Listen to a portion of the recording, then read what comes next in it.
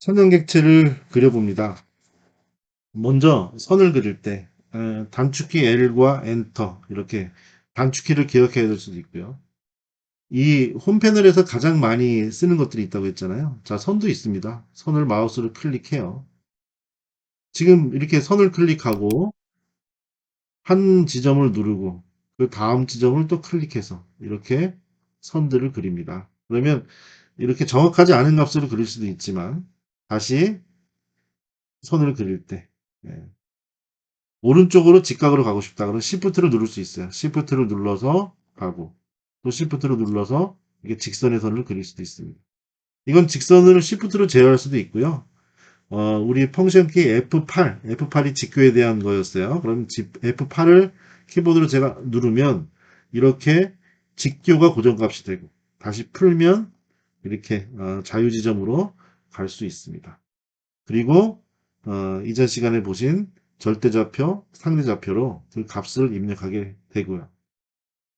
다음은 원을 한번 그려볼까요? 원을 그릴 때는 가장 기본적으로 원을 눌렀을 때 단축키로 갈 수도 있고 C, 엔터 해서 단축키로 할 수도 있습니다. 화면 제어에서 기본 설정에서 제가 바꾼 게 있는데요. 요거는 미리 한 번은 설명을 드릴게요. 그러면 어, 여기서 사용자 기본 설정에 보면 어, 2번 클릭 편집 그래서 오른쪽 클릭 사용자화 이 설정이 있어요. 그러면 이 설정은 어, 마지막 명령 반복에 대해서 이렇게 엔터 키를 적용을 해 놓으시는 게 편합니다. 기본적으로 편합니다. 그렇게 돼서 이전 명령을 다시 할 수 있어요. 다시 돌아와서 서클을 그리게 되면 C하고 엔터 이렇게 할 수도 있고요. 역시 여기서 리본 아이콘을 누르면 돼요. 원 눌러서 그릴 수 있습니다. 지금 중심점을 누르고 나니까 반지름 값을 입력하라고 하죠. 반지름 값은 각도가 의미가 없어요. 그럼 내가 반지름을 200으로 하겠다. 여기서 200 입력하고 엔터 하게 되면 반지름이 200인 원이 그려지게 되죠. 또 다른 방법을 선택할 수가 있습니다. 예를 들어 중심점과 지름을 정할 수도 있고요. 그리고 두 점으로 그릴 수도 있습니다. 두 점으로 그려볼까요? 두 점으로 그리면 한 점과 두 점을 선택하면 이렇게 원이 그려지게 됩니다. 또 다른 방법도 있죠. 세 점으로 그릴 수도 있습니다. 한 점, 두 점, 세 점. 그러면 이 세 점을 다 통과하는 원이 그려지게 되고요. 다른 방법, 접선에 대한 개념은 이게 수작업으로 할 때는 상당히 어려운 작업이었는데요. 이런 선이 있다고 한번 보죠. 이렇게 돼 있어요. 그러면 이 사이에 들어가는 원을 그리고 싶다. 접선으로 그리게 되면 이 부분 이렇게. 그럼 첫 번째 객체 위에 점을 지정하래요. 지정했습니다. 두 번째 지정했어요.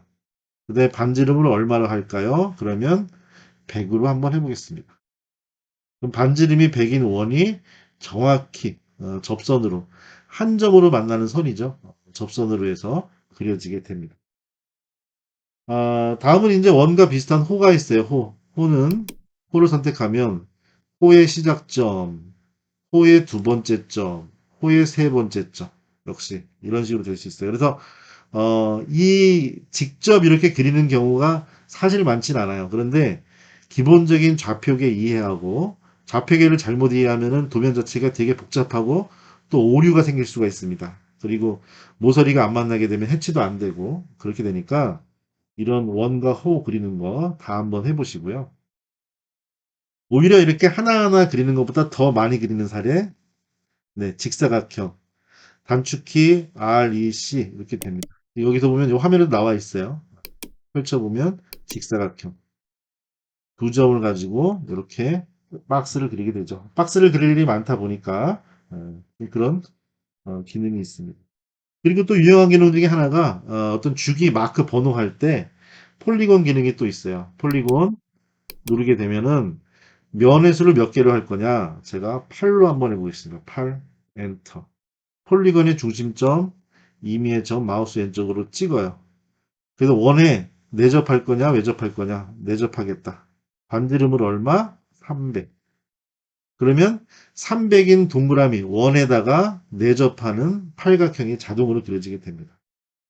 그 다음 이제 구성선과 강선 마지막으로 어떤 범위나 이런 걸 정할 때 유용하게 쓰기도 하는 기능인데요.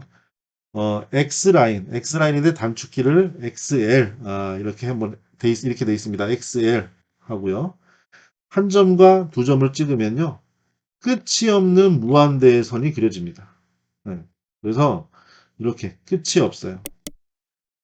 네. 끝이 없는 무한대의 선이 그려지는 게 X라인 되고요.